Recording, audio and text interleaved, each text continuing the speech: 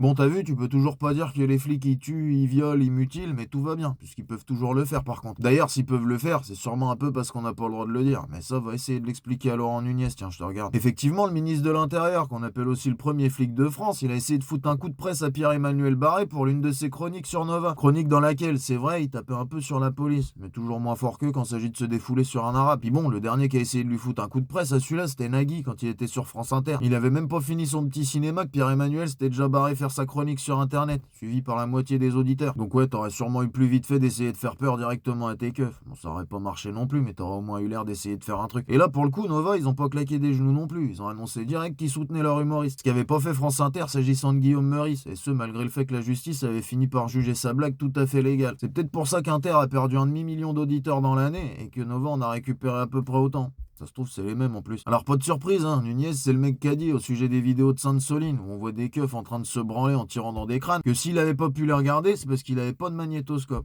Bon, j'avoue, je romance un peu. Il a dit que l'administration pouvait pas les regarder parce que c'était la justice qui les avait prises. Sûrement parce qu'elle préfère que ça soit elle qui s'en foute. Comme c'était plus proche d'un solo pipeau que d'une explication vaguement factuelle, j'ai réécrit un peu l'argument pour que ça sonne mieux, quoi. Quitte à se faire baratiner, autant que ça soit joli. Mais bon, à mon avis, machin, c'était pas un très bon move de t'en prendre à Barré. C'est un coup à devenir la cible de sa prochaine diatribe, ça. Et son stylo, il m'a l'air un peu plus aiguisé que ton discernement. Se dessiner une cible sur le front avant de se jeter dans le vide sous le nez d'un excité du baltrap, ça m'a l'air qu'à moitié viable ton affaire. Puis la justice, ils vont foutre le nez là-dedans, ils vont dire ah oui, il a dit que les flics ils mutilaient, ils violaient, ils assassinaient. Non, bah c'est pas bien. Puis après, ils vont regarder le nombre de mains arrachées par des keufs, de plaintes pour viol, faire un petit tour dans la rubrique nécro. Puis ils vont dire bah non, mais Lolo, là c'est chaud, même toi tu dois sentir que ça pue un peu la merde, là non?